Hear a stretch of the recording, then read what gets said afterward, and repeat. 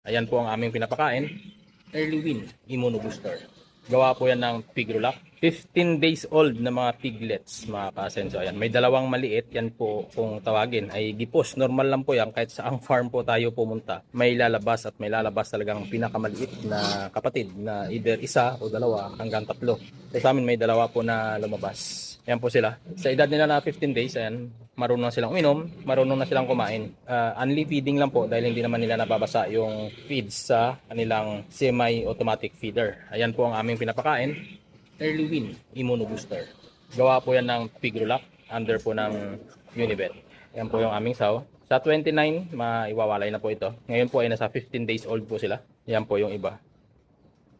Sa kasamaang palad, 10 lang po sila na iwan sa 13 na piraso. Dahil nung time na nag-deliver po ako ng piglets sa ibang lugar at nagsukat po kami ng building na pagtatayuan ng layered chicken, pagbalik ko po ay meron pong namatay sa kasamaang palad. Akala ko naipit lang. Siyempre hindi ko po siya mapapansin dahil kung ako po ang palaging narito, talagang chinecheck ko po yan isa-isa, mapasaw, mapagilp, mapapatining, mapapiglets. Chinecheck ko po yan isa-isa. Once na nagpapakain po ako, sinecheck ko po yan sila mabuti bago po ko umalis dito. Mahirap po kasi yung napapakainin lang natin yung ating alaga tapos iwanan natin kaagad. Hindi po natin nalalaman yung kanilang kalagayan. Kaya nung pagdating ko po, talagang naghihingalo yung isa sa puwet ng nanay niya. Akala ko naipit na matay na doon. Yung pala, hingal na hingal po yung piglets at may lumalabas po na parang tubig sa kanyang ilong. So, tinamaan po ng pneumonia. Ang nakakalungkot, yung tatlong pinakamalalaki ang tinamaan. So, okay lang din po. Wala naman tayong magawa. Nandoon na. Hinabol ko po na nag-inject po agad ako ng Sustalin LA 1.5 sa mga piglets na yon. Pero hindi po talaga kinaya. Uminit po yung katawan nila dahil sobrang lamig na. Pero after 1 hour, talagang nagpaalam na po. So ito na po sila. Ito po siya. Isa lang po yung nakuhanan ko. At yung the rest na nanghina. Ayan po. Binigyan ko ng tigwa 1 ml ng Sustalin LA. Ang lalakas na po nila. Ayan na po. 15 days na. Kaya po tinamaan ng pneumonia ang mga piglets dahil nga po sa nagdaang bagyo mula ika 3 days old nila hanggang sa ika 10 days old nila wala pong kuryente.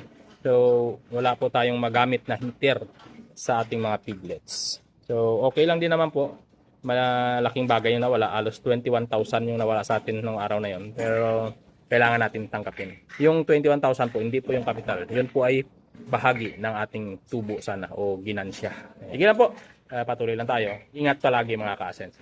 Ayan po, update Kumakain na po sila ng Early Win Immuno Booster sa edad nila 15 days old. At ayan po ang itsura ng Early Win Immuno Booster. Tandaan po ninyo, ang sukat ng pagbibigay po ng pagkain nila, per head po yan ngayon is nasa 25 grams lang po binibigay ko. Yan, hindi naman nila naubos. So doon po tayo magbabase hanggang sa maabot natin ang 70 grams per head. Hindi po natin pwede bigyan kaagad ng 70 grams dahil masasayang lang po yan. So katulad yan, 25 grams per head. Ayan po yung natira sa ngayong umaga. So may matitira pa ngayong tanghali niya. Dagdagan lang natin ng kaunti. Pero kung yan ay hindi pa nila mabawasan, huwag na muna natin silang dagdagan para hindi masayang yung feeds. Dahil makitaan po natin sila na talagang nag-aagawan sa pagkain sa edad nila na 25 days old na po. Ayan po. Update lang po yan. Ito po yung saw natin. Medyo matapang. Kaya hindi yan pwede malapitan. Pero kapag wala po itong anak, mabait po yan. Pero pag may anak, talagang hindi mo mahawakan yung ulo. Ayan, hanggang dito na lang.